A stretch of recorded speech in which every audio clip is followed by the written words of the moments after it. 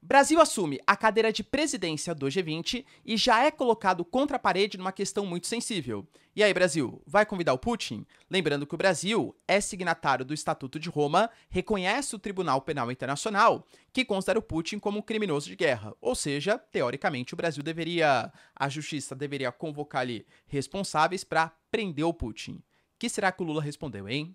Acordo Mercosul-União Europeia, ainda existe um pinguinho de esperança, pelo menos segundo o Lula, coisa que eu particularmente não concordo, vamos ver aqui exatamente o porquê. E também o Brasil é vencedor de um prêmio negativo na COP, justamente por conta das suas posições relacionadas ao uso de combustíveis fósseis. Vamos falar um pouquinho também, pessoal, sobre o sim, ou seja, no plebiscito, né, convocado pelo Nicolás Maduro, o sim venceu. Será que a Venezuela agora vai tomar militarmente a região de Essequibo? Quais são exatamente os próximos passos de Maduro? Falar um pouquinho também sobre os Houthis, um grupo rebelde do Iêmen, fortemente aliado dos iranianos, que estão atacando embarcações americanas e também alguns navios comerciais com ligações com israelenses. Estados Unidos já prometeu, em conjunto com Israel, responder num futuro próximo, ou seja, a guerra pode escalar além da região da Palestina para também o Mar Vermelho e talvez todo o Oriente Médio. Para finalizar, pessoal, falar um pouquinho também sobre Israel, que declara que a ofensiva está numa nova fase nesse momento, atacando também pelo sul, que é a região onde foram movidas mais pessoas tal, próximas da passagem de Rafah, e inclusive garantindo que atacará lideranças do Hamas, não só na faixa de Gaza, mas também em outros países, citando nominalmente Catar e Turquia. Cara, isso pode dar um problema, hein? Se vocês querem entender um pouco mais sobre esses assuntos, e muito mais também sobre geografia, geopolítica, atualidades, política, polêmicas, enfim, tudo para você se manter sempre bem atualizado, já se inscreve no canal, deixa seu like, compartilha esse vídeo, que eu, professor Ricardo, conto muito com a sua ajuda. Belezinha? Para quem não me segue no Instagram, @prof_Ricardo Marcílio, me segue lá, que acho que é bem interessante você se manter atualizado, tal, né? Uma ligação mais próxima aí entre a gente. Tamo junto, pessoal. Então bora lá pro vídeo que tem bastante assunto relevante. O Brasil, ele se envolveu em algumas polêmicas, vamos colocar assim, recentes, primeiro relacionado a assumir a presidência do G20. Não que assumir de fato seja uma polêmica muito grande, mas no momento em que o mundo está de tanta polarização, sendo que o G20 tem a Rússia, a Índia, a China, mas também conta com Estados Unidos, União Europeia, até a União Africana, 55 países, né? Agora também fazem parte da organização, eu diria que é um ponto polêmico, conturbado. A gente já discutiu o que o Brasil vai tentar fazer no G20, fala sobre redução da desigualdade, sobre questões ambientais e também sobre mudanças na governança global, leia-se reforma da ONU, que é a pauta que o Brasil mais fala no cenário internacional. Só que o Lula, ele estava em uma visita com o Olaf Scholz, né? Foi negociar ali com os alemães, tal, voltar a uma proximidade aí melhor. E ele foi confrontado sobre a questão. Poxa, o Brasil é vamos colocar, aliado 100%, mas aí, né, faz parte dos BRICS, tem uma proximidade com os russos, aumentou a compra de diesel, não fez condenações tão enfáticas assim contra o Putin. O Putin será convidado para fazer parte do G20, porque a próxima reunião será em 2024 no Rio de Janeiro. E aí o Lula falou, olha, convidado ele vai, porque faz parte do nossa diplomacia e tal. A gente não tem nenhum tipo de problema em convidar o Putin será convidado. A questão é que ele sabe das possíveis consequências de pisar no solo brasileiro. O Brasil é signatário do TPI, do Estatuto de Roma, e isso quer dizer que a gente reconhece esse Tribunal Penal Internacional. Inclusive, ele até falou que isso não depende dele, isso não é poder executivo, isso é justiça. Ou seja, se ele pisar em solo brasileiro e a justiça, de acordo com o reconhecimento internacional de um estatuto que o Brasil faz parte, delimitar que devem ser convocadas autoridades internacionais, a exemplo da Interpol, para prender o Putin e mandar para a Corte de Haia, ele, enquanto presidente, pode tentar fazer uma diplomacia, mas sabe que isso não necessariamente vai de fato acontecer. Ou seja, Putin, você pode vir participar, mas saiba que podem ter algumas consequências. O que eu acho que vai acontecer, tá? Tô especulando, convenhamos, tá muito longe, né? É em novembro só de 2024, e vocês viram que ao longo de um ano, muita coisa abunda na geopolítica internacional, né? Eu acho que vai ser muito parecido com o que aconteceu na África do Sul. O Ramaphosa, Cyril Ramaphosa, então presidente sul-africano, estava na mesma condição que o Brasil, porque a África do Sul também tem parcerias com os russos, só que também faz parte do TPI, do Tribunal Penal Internacional. tanto o Brasil quanto a África do Sul não querem se indispor tanto no cenário internacional porque querem fazer parte dessa nova governança internacional, por exemplo, de um novo Conselho de Segurança da ONU, entende? Então, o que a África do Sul negociou? Ó, Putin, se você quiser, você participa por teleconferência e manda um representante russo para participar das reuniões. À época, foi o Sergei Lavrov que veio. Cara, convenhamos que o Lavrov já visitou, inclusive até o Brasil, o Mauro Vieira já se reuniu inúmeras vezes com ele, então acho que seria a saída mais plausível para não complicar a situação do Brasil e nem mesmo da Rússia, né? O Putin pode perceber que ele não está participando dessas grandes conferências internacionais, porque acho que não tem muito ambiente político para isso em plena situação de guerra. Outro ponto, pessoal, importante está ligado ao Macron, né? O Macron ele deu declarações dando a entender que o acordo Mercosul-União Europeia ele era muito antiquado, que ele é muito mal remendado, afinal desde 99 ele está sendo pleiteado e o acordo é praticamente o mesmo, só com algumas emendinhas, ou seja, segundo Macron, ignora questões ambientais, de biodiversidade, respeito a povos originários, queda do desmatamento, então por isso ele é contra a assinatura desse acordo.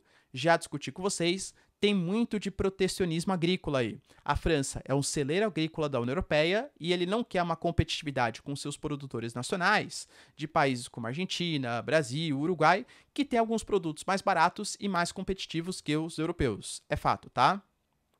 O Lula, ele tinha declarado, poxa, ó, vocês têm que entender, eu tentei finalizar, vocês estão percebendo que a culpa não é da América, a culpa não é do Brasil. E, inclusive, os europeus sempre querem um acordo que sejam só favoráveis a eles. Nós não somos mais um país colonizado. Enfim, fez uma declaração bem forte, né? Pessoal, pelo tom, né, hoje teve reunião ali com o Olaf Scholz e tal, a Alemanha parece um pouco mais disposta a fechar o acordo, a Ursula von der Leyen também.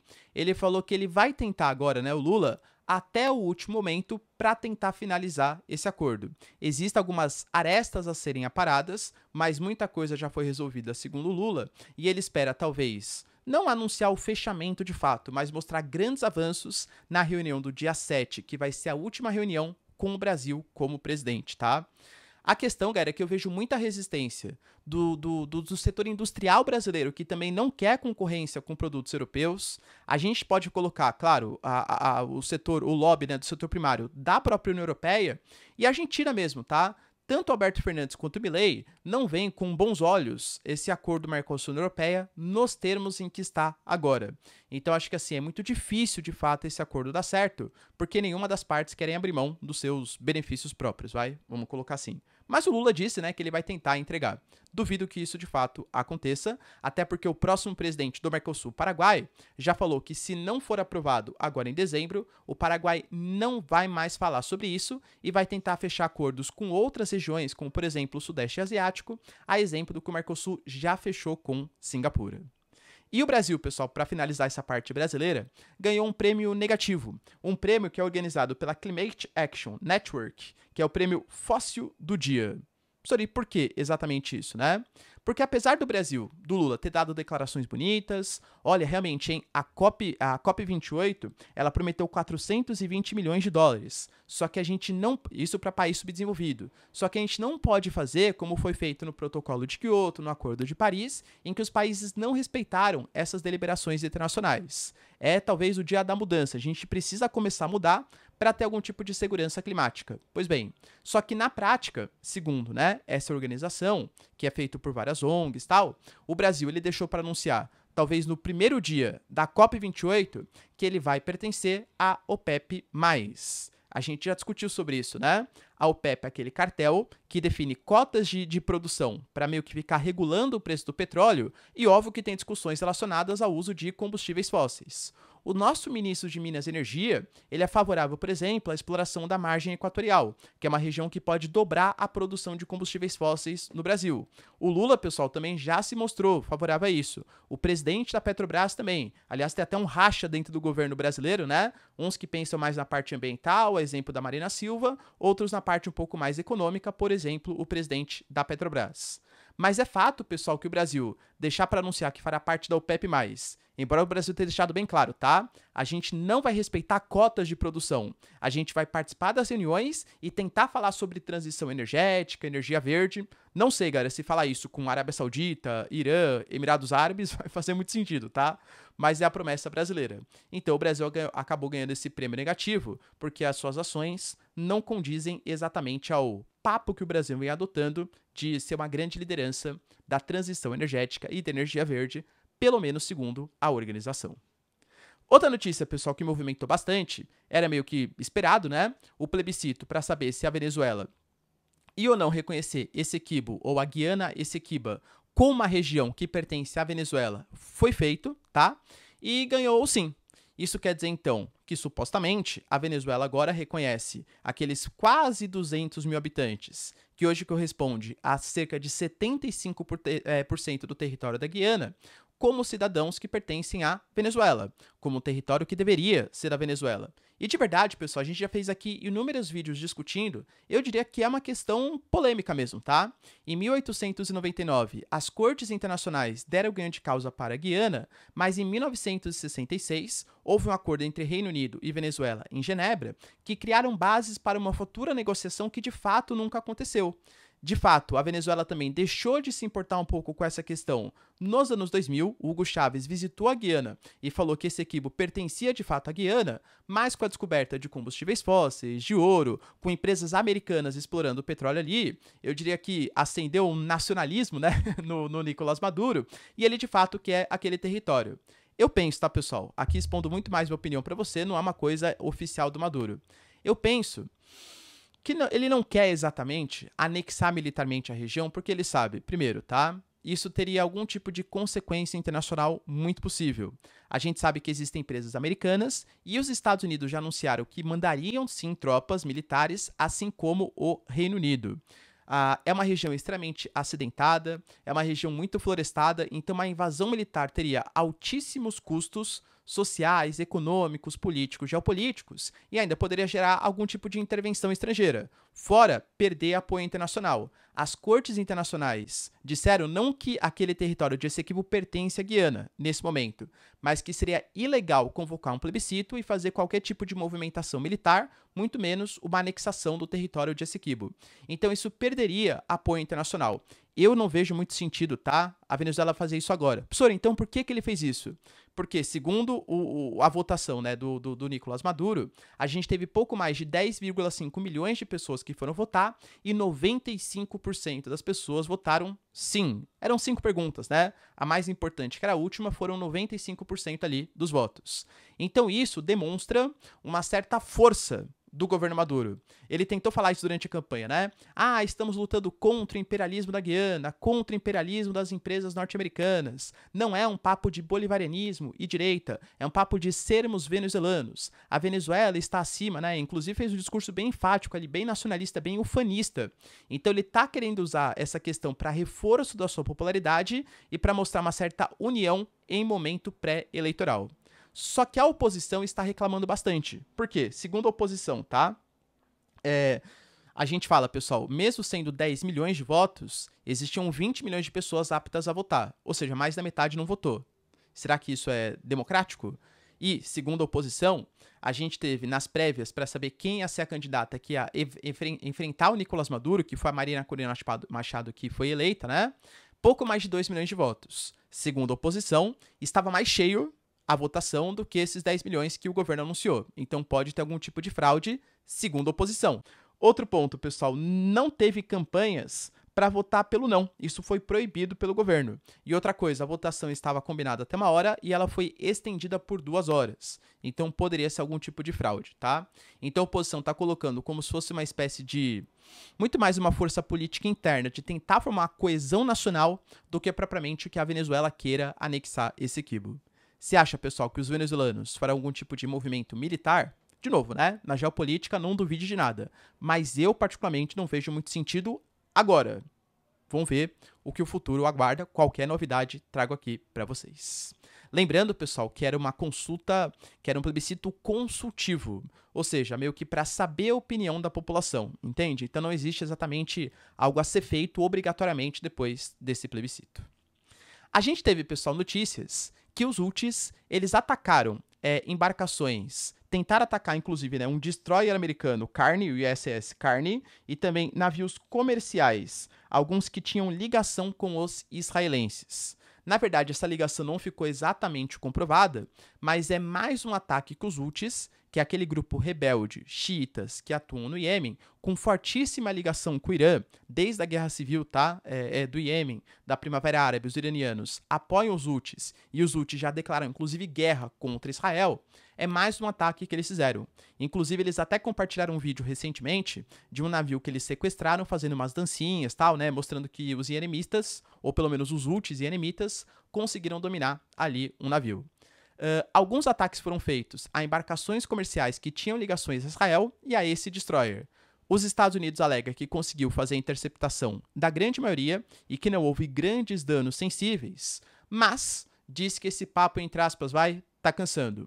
A Marinha dos Estados Unidos falou que depois de consecutivos ataques com mísseis, com drones, eles vão começar a atuar de maneira mais significativa para trazer a paz para o Mar Vermelho. Os Houthis alegam que eles não vão deixar utilizar o Golfo de Aden, muito menos o Mar Vermelho, enquanto Israel continuar com seu Genô, né, que eles estão chamando ali, na região da faixa de Gaza. Então Israel está proibido e qualquer embarcação que também queira negociar ou, enfim, né, fazer algum tipo de benefício para Israel também corre risco de ser atacado. Inclusive, galera, as embarcações americanas. Não desconfiando dos Houthis, tá? Mas será que eles têm bala na agulha, pessoal, para destruir as embarcações militares americanas? Não sei. E claro, que caso os Estados Unidos façam um ataque ou Israel faça um ataque contra os Houthis, isso pode ser uma chance do eixo da resistência, ou seja, Síria, Líbano, Jihad Islâmica, Hamas, posições na Síria, já falei, né? Mas posições no Paquistão, enfim, outras organizações também participem do conflito, entende? Então talvez o Irã esteja até tentando motivar que isso de fato aconteça para causar uma instabilidade e fazer com que os países mais moderados, a exemplo de Egito, Arábia Saudita, Jordânia, Turquia, também ajam contra os Estados Unidos e contra Israel. Ou seja, uma guerra generalizada entre Islã e também Israel e Estados Unidos. E para finalizar, pessoal, o papo também sobre Israel e o nosso vídeo também, a gente teve o anúncio que depois, a gente fala aí de praticamente 8 semanas, né, dos ataques ali que aconteceram contra Israel, Israel reclama que o Hamas ainda tem 137 reféns sobre os seus domínios. E por isso, cansou. A gente vai começar a fazer ataques mais fortes, mais imponentes, mais significativos. Os ataques, as invasões com tanques, com militares, estão acontecendo não só no norte de Gaza, mas também no sul do território de Gaza, e de maneira cada vez mais forte. A gente teve, por exemplo, né, prédios ali importantes políticos do Hamas sendo destruídos, sendo bombardeados, tal, para mostrar, galera, que o objetivo é, de fato, a aniquilação do Hamas. Mas teve uma declaração que trouxe um pouco mais de preocupação. Qual, professor? A gente teve o Ronen Bar, que é o chefe da segurança interna de Israel, dando a entender, pessoal, que eles vão atacar lideranças do Hamas. Até aí, beleza assim, né? Tipo, já estava sendo atacado até agora. Só que não exatamente só na faixa de Gaza, mas também em países que eles consideram como parceiros do Hamas. E citou nominalmente o caso do Catar e o caso da Turquia. Vocês entendem o problema disso? A Turquia é um país membro da OTAN. A Turquia é um baita exército, tem um baita poderio militar. A Turquia já anunciou, o Erdogan, apoio ao Hamas, não considera como grupo terror, e fala que está lutando pela defesa, tal, enfim, da formação do Estado palestino. Se Israel fizer ataques contra posições, lideranças do Hamas na Turquia, isso quer dizer ferir a soberania dos turcos. Cara, querendo ou não, isso já foi motivo, por exemplo, quando a Rússia supostamente, né, teve o caso ali de envenenamento em outras posições do Reino Unido e tal, já gerou uma baita comoção internacional, porque seria a Rússia agindo em outro país, envenenando o cidadão que é reconhecido, que pode estar no território dos britânicos. Entende que a situação é parecida? Poxa, a gente está falando, pessoal, de uma... Independente de... Não estou falando de questão moral, ética aqui, tá? Tô falando assim, que a Turquia, caso haja alguma liderança do Hamas ali, deixou aquele cara ficar lá. Se Israel agir na surdina e interferir na soberania da Turquia e matar uma liderança em solo turco, isso pode significar um rompimento seríssimo das relações e uma possível resposta do Erdogan. Será que, de fato, o pessoal Israel vai ousar se meter com os turcos? Aí sim, a guerra pode escalonar para uma coisa muito maior. Beleza, pessoal? Deu para entender os principais acontecimentos? Se vocês curtiram o vídeo, então, já deixa seu like, se inscreve no canal. Tamo junto, beijos, abraços e tchau, tchau.